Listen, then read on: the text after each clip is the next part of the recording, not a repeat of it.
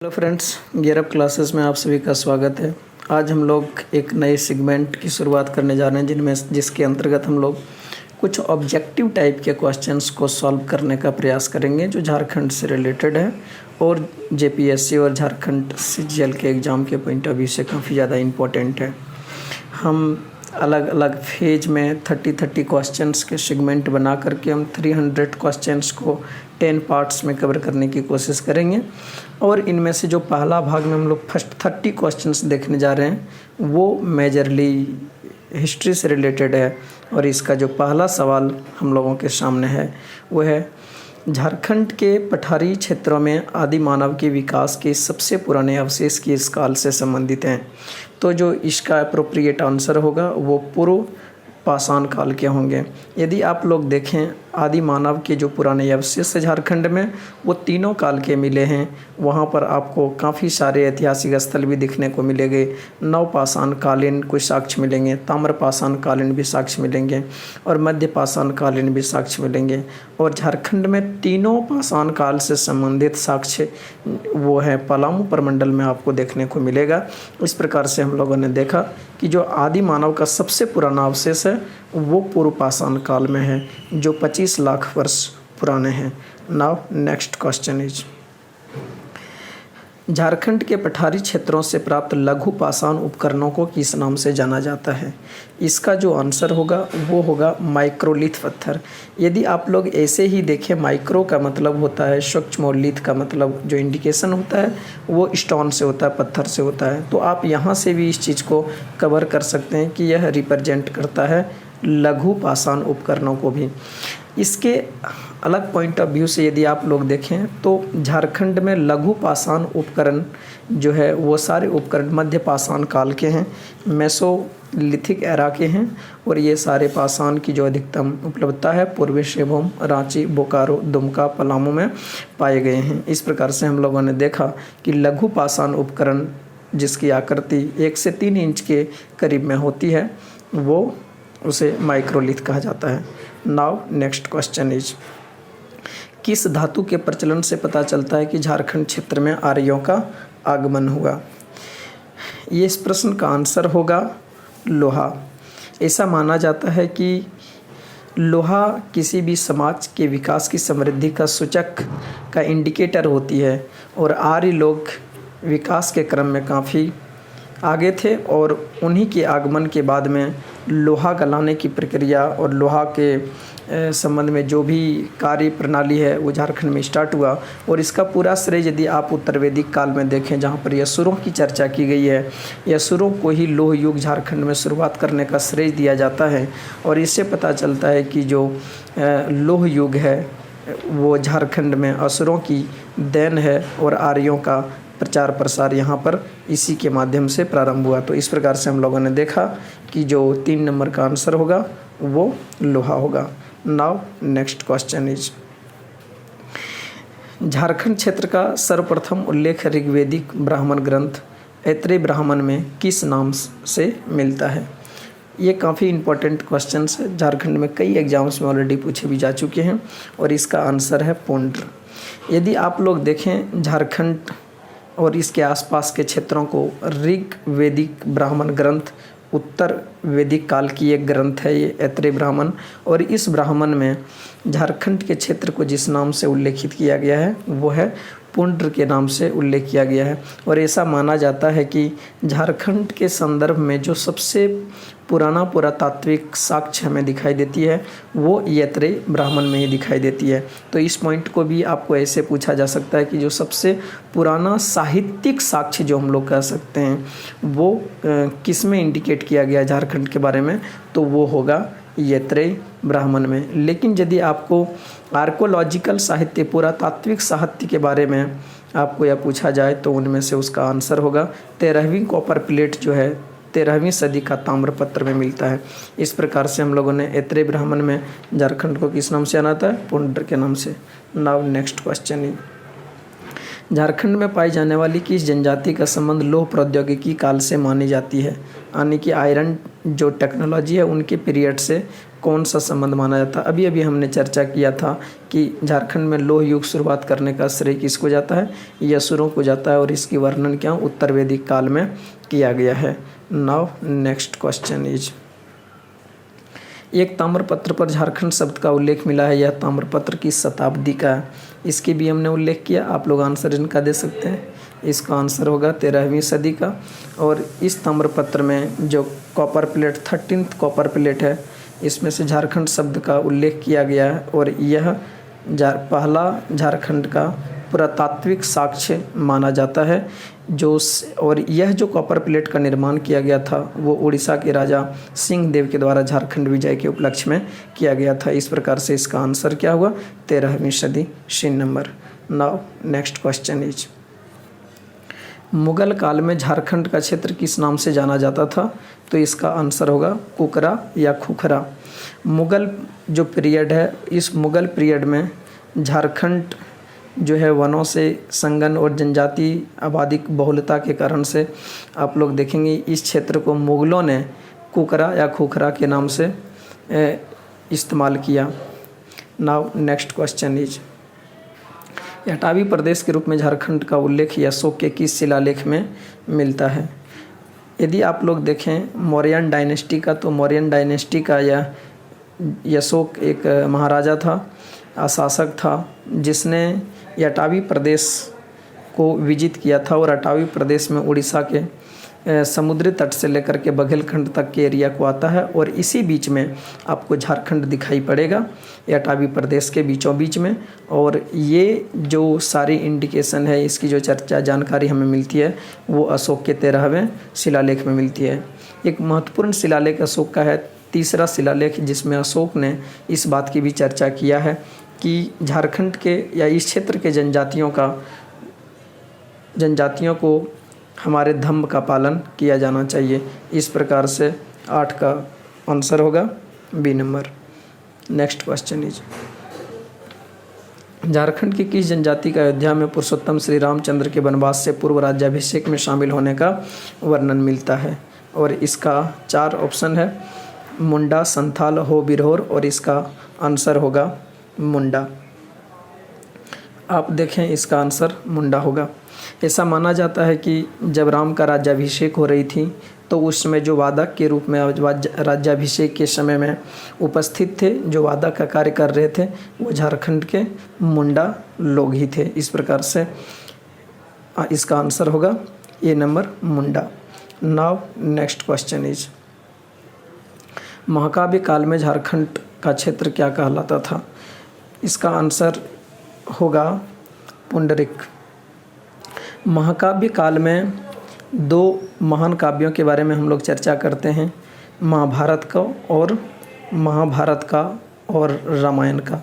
तो हम लोगों ने इस चीज़ को देखा कि रामायण में असुरों को वादक के रूप में व्याख्या की गई थी और महाभारत में जिसको हम लोग जिसके एक खंड में इस बात की चर्चा की गई है कि झारखंड के क्षेत्र को पुंडरिक क्षेत्र कहा गया था या पशुभूमि कहा गया था। इस प्रकार से महाकाव्य काल में झारखंड को किस नाम से इंडिकेट किया गया था? Pundarik, C number. Now next question is, Kanishka काल के सिक्के निम्नलिखित में से किस जिले से प्राप्त हुए हैं? तो इसका आंसर होगा सी, बी नंबर, रांची। कनिष्क काल के सिक्के जो गोल्ड कॉइन्स है बलदवादाग में मिले हैं, वो आज के डेट में खूंटी ज़िले में पड़ती है और इनके काफ़ी सारे सिक्के का साक्ष्य रांची में भी मिले हैं। और इसी काल में इंडो-सिथियन कॉइन और यूनानी कॉइन्स भी मिले हैं जो शैभूम क्षेत्र में हमको मिलता है। इस प्रकार से कनिष्क काल का जो सिक्का है वो रांची क्षेत्र में मिले हैं। यदि आपको इंडो-सिथियन कॉइन जो कुषाण काल का ही है वो पूछा जाए वो कहाँ पर मिले हैं, तो वो चाईबासा में मिले हैं। इस प्रकार से इस क्वेश्चंस में जो आंसर चूज किया जाना है वो बी नंबर, रांची। यदि यहाँ पर खूंटी रहता तो वो एप्रोप्रिएट आंसर होता। Now next question is, Bengal के किस शासक ने छोटा नागपुर के सभी बौद्ध धर्म केंद्रों को नुकसान पहुंचाया? इस लक्ष्मण सेन, गोपाल, शशांक, भास्कर वर्मन, और इसका आंसर होगा सी, शशांक ने।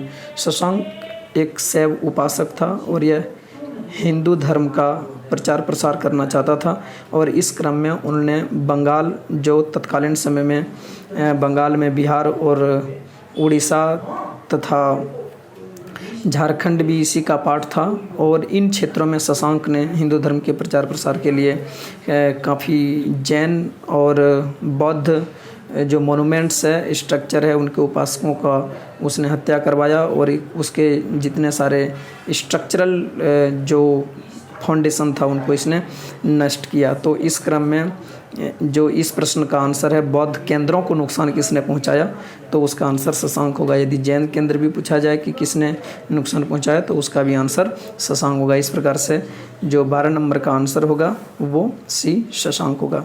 Now next question is, Rajappa स्थित छिन्न मस्तिका शक्तिपीठ मंदिर का निर्माण किसके काल में हुआ? पाल शासक, सेन शासक, वर्धन शासक, इनमें से कोई नहीं। इसका आंसर होगा ए नंबर, पाल शासक। रजप्पा जो झारखंड के रामगढ़ डिस्ट्रिक्ट में है, एक छिन्न मस्तिका शक्तिपीठ मंदिर है।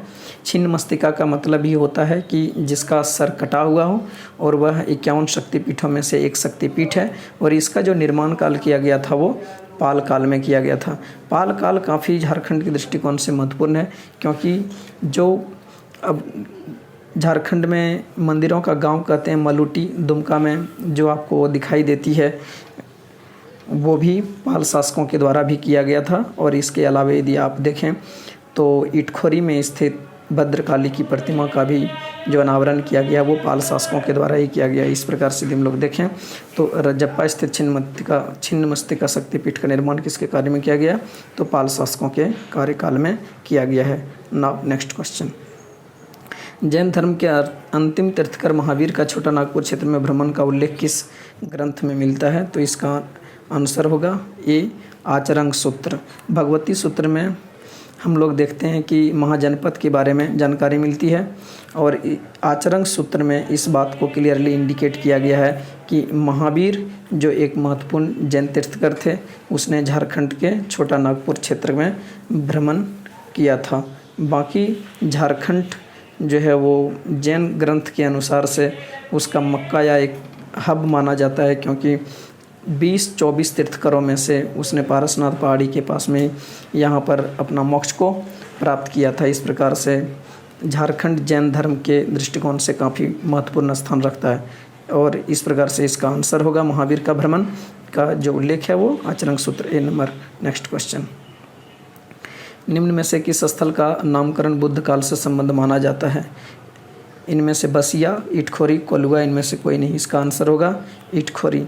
इटखोरी जो चतरा ज़िले में है, चतरा के उत्तर पूर्वी किनारे पर स्थित एक डिस्ट्रिक्ट है जो काफ़ी पुरातात्विक दृष्टिकोण से भी काफ़ी समृद्ध है और साहित्यिक तथा धार्मिक दृष्टिकोण से एक महत्वपूर्ण स्थान रखता है जो बुद्ध काल से संबंधित है। इस प्रकार से इसका जो नोमेनक्लेचर किया गया है वो बुद्धिस्ट पीरियड में ही किया गया। इस प्रकार से इसका आंसर होगा B number Itkhori. Now next question, Jharkhand क्षेत्र में राज्य निर्माण की प्रक्रिया की शुरुआत सर्वप्रथम किस जनजाति द्वारा की गई? मुंडा, संथाल, हो, असुर। इसका आंसर होगा मुंडा। इसका आंसर मुंडा होगा। कहा जाता है कि झारखंड में जब काफ़ी सारे शासकों की दृष्टि पड़ी तो इस प्रक्रिया में वहाँ के जनजातियों ने भी अपनी सुरक्षा को प्रभावी बनाने के लिए वहाँ के जनजातियों के मन में भी शासन करने की एक व्यवस्था उत्पन्न हुई, और इसी क्रम में मुंडा जनजाति के एक व्यक्ति रीता मुंडा ने झारखंड में स्थानीय जो हम लोग कहते हैं local first tribal leader to initiate state formation process in Jharkhand, तो वो इसने स्टार्ट किया रीता मुंडा ने।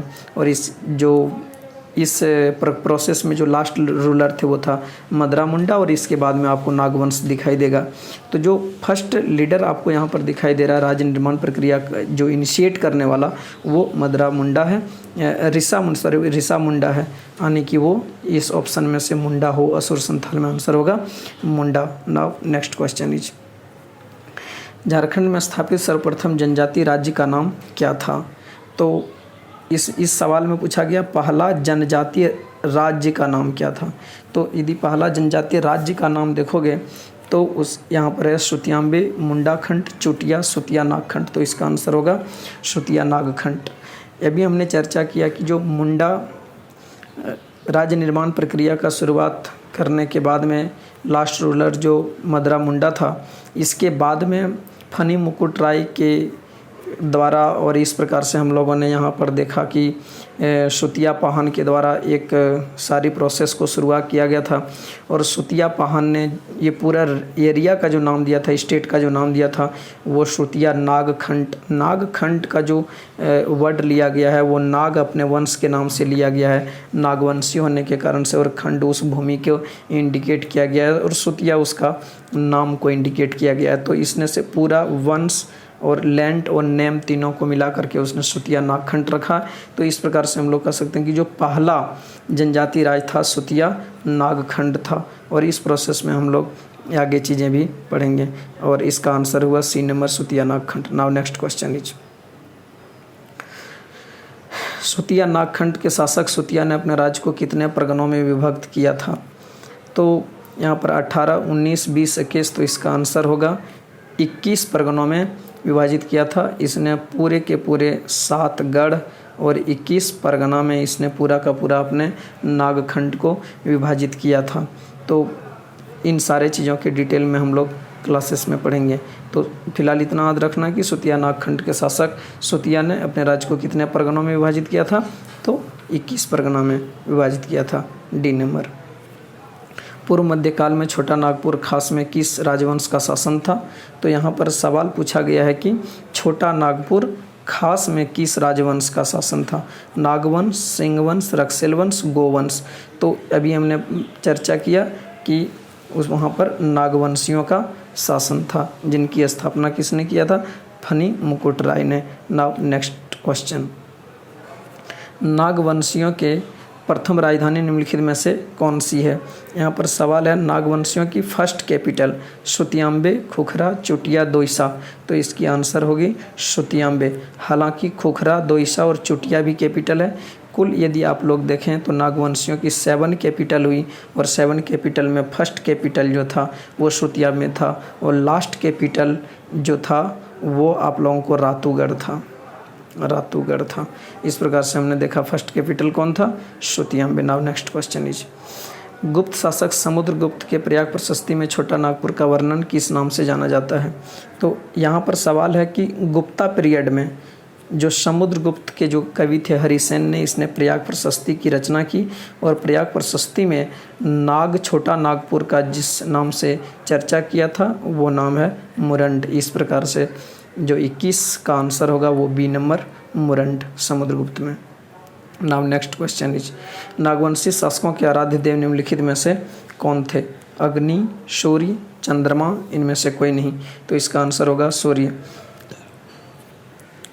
यदि आप नागवंशी ही केवल नहीं बल्कि झारखंड के अन्य जनजातियों को भी यदि देखें तो सभी जनजातियों में अंतिम रूप से सूर्य को ही अपना आराध्य देव माना है, क्योंकि उन लोगों का मानना है कि जो सृष्टि जो विचरणशील है, गतिशील है, वो सूर्य के कारण से ही है। इसलिए सूर्य सबसे बड़ा देव है, यानी कि सुप्रीम गॉड उन लोगों के लिए जिसका नाम है वो सूर्य है। और इन लोगों ने अलग अलग नामों से सूर्य को इंडिकेट किया है और सूर्य को इसने पुकारा है, जिनमें से जो सबसे प्रसिद्ध नाम है वो है Singbonga. Now next question is, नागवंश के चौथे शासक प्रताप राय ने अपनी राजधानी कहाँ बनाई? यहाँ पर है कि नागवंश के चौथे शासक प्रताप राय ने अपनी राजधानी कहाँ पर बनाई? तो प्रताप राय ने जो अपनी राजधानी बनाई वो चुटिया में बनाई, ये सेकंड कैपिटल था।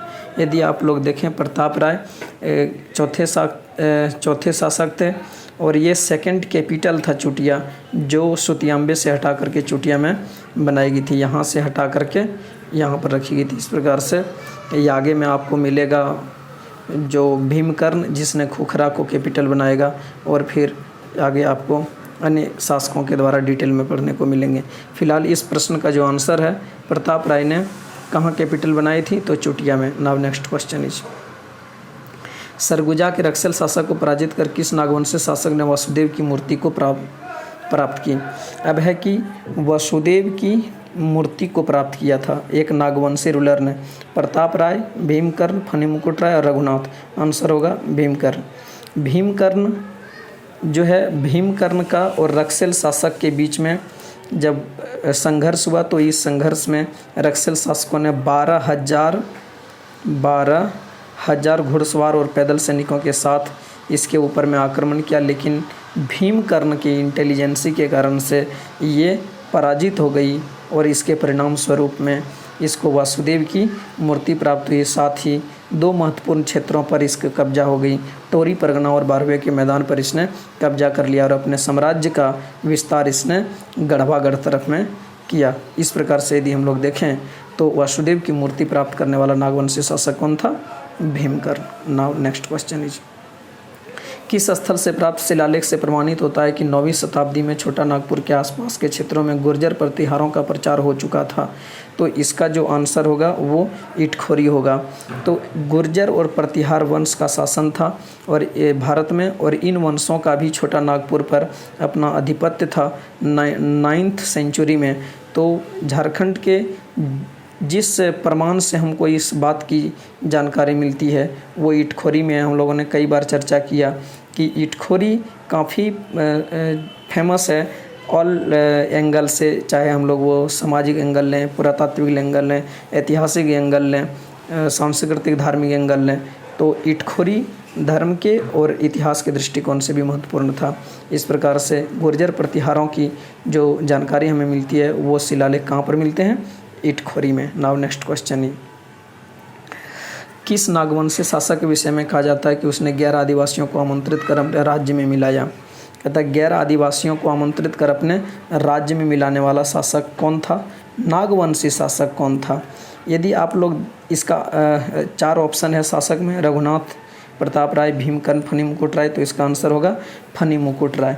यदि आप लोग देखें फनी मुकुट राय तो नागवंश का फाउंडर इसे माना जाता है और नाग इसका फाउंडर माना जाता है और इसे आदि पुरुष भी फनी मुकुट राय को कहा जाता है। ये काफ़ी उदार स्वभाव के थे और इसके शासनकाल में काफ़ी ज़्यादा गैर जनजातियों की संख्या में झारखंड में वृद्धि हुई। इससे इस बात को पता लगा सकते हैं कि इसने गैर जातियों को आमंत्रित करके अपने राज्य में बसाया था। इस प्रकार से गैर जनजातियों को झारखंड में बसाने का श्रेय किसे जाता है? फनी मुकुट राय का। नाम नेक्स्ट क्वेश्चन इज, गाय की पूंछ अथवा चंवर किस राज्य का राज्य चिन्ह था? तो आपके पास पंचेत, पलामू, रामगढ़ और कतरास 4 ऑप्शन है। इनमें से आंसर होगा इसका पंचेत। पंचेत आज भी यदि आप लोग देखें तो धनबाद में जहाँ पंचेत डैम है उस सारे इलाका में पंचेत राज्य हुआ करते थे। और पंचेत राज्य के बारे में काफ़ी एक इंटरेस्टिंग कहानी भी है कि वहाँ के राजाओं को 5 राजाओं ने मिलकर के बनाया था, जिसके कारण से उसने पंचकोट किला का भी निर्माण किया। और जो राजा था उस राजा का राज्याभिषेक या जो पालन पोषण किया गया था उसके बचपन में एक कपिला नाम की गाय के द्वारा की गई थी, जिसके कारण से पंचेत राज्य को गोवंशी राजा भी, पंचेत राज्य के राजा को गोवंशी राजा भी कहा जाता था। और इसने गाय को ही एक प्रतिष्ठित जो प्रतिरूप देने के लिए इसने उसकी पूंछ को या चंवर को अपना राज्य चिन्ह के रूप में इस्टेब्लिश किया था। इस प्रकार से जो गाय के पूंछ और चंवर को स्थापित करने वाला राज्य चिन्ह के रूप में वो कौन था? वो पंचेत राज्य था। Now next question is,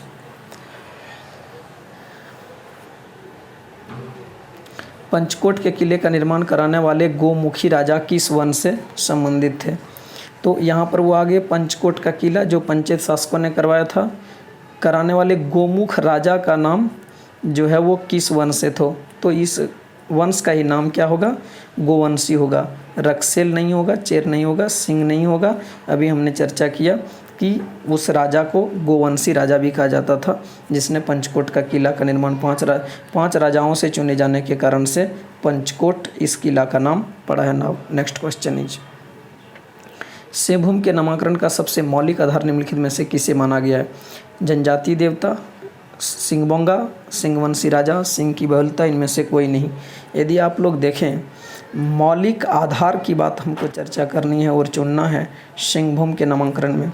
Singhbhum के यदि आप लोग नाम से देखें, सिंह और भूम दो शब्द से बना हुआ। सिंह या तो आप जानवर जो है सिंह उनको, और भूम लैंड ऑफ लाइन्स के रूप में रिप्रेजेंट कर सकते हैं। तो ऐसा माना जाता है कि सिंहवंशी राजा ने अपने जो हम लोग कहते हैं एक प्रकार से टाइटल और सिंह जो होती है या अपने वंश होती है, उसी के आधार पर सिंहभूम का जो नामांकन किया है। और उनका मानना होता है कि इसके पहले तो जनजाति जो है हो जनजाति वगैरह वहाँ आए ही नहीं थे, लेकिन बाद में जब हम लोग इस बात की चर्चा करते हैं कि जो जनजातीय लोग होते हैं वो मैक्सिमम प्लेसेस, चाहे वो नदी, झील, झरना, पहाड़, पर्वत, वृक्ष का नाम रहे, इन सभी नामों को अपने इष्ट देवता के नाम के आधार पर ही रखते हैं। और इनकी जो इष्ट देव है वो सिंहबोगा है। इसलिए सबसे ज़्यादा जो तार्किक मत लगता है कि इसका आंसर वो ये लगता है जनजातीय देवता सिंहबोगा है, ना कि सिंहवंशी राजा, सिंह की बहुलता और डी नंबर। तो इस प्रकार से मौलिक आधार क्या होगा? A number. Then next question and last question. सल्तनत काल के शासक के सिंहभूम के जंगल में भटकने का उल्लेख यफीक के तारीख़े फिरोजशाही में मिलता है। आपके सामने चार ऑप्शन है, गयासुद्दीन तुगलक, मोहम्मद बिन तुगलक, फिरोज शाह तुगलक और महमूद तुगलक। तो इसका जो आंसर होगा वो होगा फिरोज शाह तुगलक। ऐसा माना जाता है कि फिरोज शाह तुगलक अपने विजय अभियान के क्रम में झारखंड के क्षेत्र में भी आए थे और इस क्रम में उसने एक कैपिटल भी कोडरमा के सदगांवों में अपना स्थापना किया था। इस संघर्ष, विजय संघर्ष के दौरान में तारीख़ फिरोजशाही में यह क्लियरली इंडिकेट किया गया कि कई बार यह युद्ध के क्रम में जब शत्रु का पीछा करते करते करते यह झारखंड के जंगलों में प्रवेश करते थे तो वह शत्रु जंगल में काफ़ी अंदर जाके छिप जाते थे और ये एक बार जंगल में भटकते रह गए, कई दिनों तक भटकते रह गए उस जंगल में। तो इस प्रकार से तारीख़ फिरोजशाही में ही फिरोज शाह तुगलक के जंगल में भटकने का उल्लेख किया गया। इस प्रकार से इसका आंसर होगा सी नंबर, फिरोज शाह तुगलक। इस प्रकार से हमने फर्स्ट 30 क्वेश्चंस जो हिस्ट्री सेगमेंट से जुड़ा हुआ था, इन सारे क्वेश्चंस को हमने किया। हमें उम्मीद है कि आप लोगों को यह काफ़ी ज़्यादा मददगार होगी अपने नॉलेज को, अपने ज्ञान को जांचने और परखने के लिए। जहाँ तक बात है आगे के इस तरह के सेगमेंट के अकॉर्डिंगली आपके पास 10 सेट आएंगे, जिनमें से 30 क्वेश्चंस और all segments of Jharkhand pertaining to all areas we already been discussing here। So जो सबसे इम्पोर्टेंट चीज़ है कि आप लोगों को पेशेंस बनाए रखना। झारखंड के एग्ज़ाम होंगे, आज नहीं तो कल, कल नहीं तो परसों, और काफ़ी इंटरेस्टिंग चीज़ है। आप लोगों को इस बात पर बिल्कुल ध्यान देनी चाहिए। और मैं एक काफ़ी छोटी सी घटना से इस चीज़ को मैं इंडिकेट करता हूँ कि आप लोगों को इस टाइम करना क्या चाहिए। एक काफ़ी छोटी सी एक 2 लाइन की एक स्टोरी है, शॉर्ट स्टोरी है कि एक बार ऐसा हुआ कि काफ़ी बृहत अकाल पड़ गई और अकाल पड़ने के बाद में इस बात की चर्चा हो गई कि अब जो लैंड है वो बंजर हो चुकी है। तो अब पानी, बारिश नहीं होने के कारण से पानी भी नहीं है लैंड में, और जिसके कारण से कुआं खोदने से भी यहाँ पर पानी नहीं निकलेगा। और पानी तब बारिश होगी, इंद्रदेव को ऐसा लगा कि ये बारिश तब किया जाएगा जब भोलेनाथ अपना डमरू बजाएंगे। तो इस संदर्भ में सारे किसानों ने जो कुआं खोदने का कार्य था, पानी निकालने के कार्य थे, इन सारी चीज़ों को छोड़ दिया। और छोड़ने के बाद में उसके बीच में एक किसान बार बार जो कुआं खोदने की प्रोसेस को वो जारी रखा। तो सब ने पूछा कि आखिरकार ये बताओ कि जब जानते हो कि पानी निकलेगा नहीं, बारिश होगी नहीं, इसके बावजूद भी आप लगातार इस कुएं को खोदने की प्रोसेस को क्यों जारी रख रहे हो? खेत को खोदने की प्रोसेस को क्यों जारी रख रहे हो? इससे कोई फ़ायदा नहीं रहने वाला है। ये आपके इतना ज़्यादा मूर्ख तो कोई है ही नहीं। तो ये बातें पार्वती ने महादेव को बताया कि प्रभु देखिए, आपकी पृथ्वी लोक पर एक किसान ऐसा है जिसको सब कुछ जानते हुए भी वो ये चीज़ बता रहा है कि मैं इसको खोदते रहना चाहता हूँ इसलिए कि ताकि मैं खेती करना भूल न जाऊँ। तो प्रभु आप भी डमरू बजाने का प्रोसेस को कंटिन्यू कीजिए, क्योंकि ऐसा ना हो कि एक लंबे समय तक बारिश ना करने की कंडीशन में आप भी अपना डमरू बजाने भूल जाइएगा तो सब कुछ व्यर्थ हो जाएगा।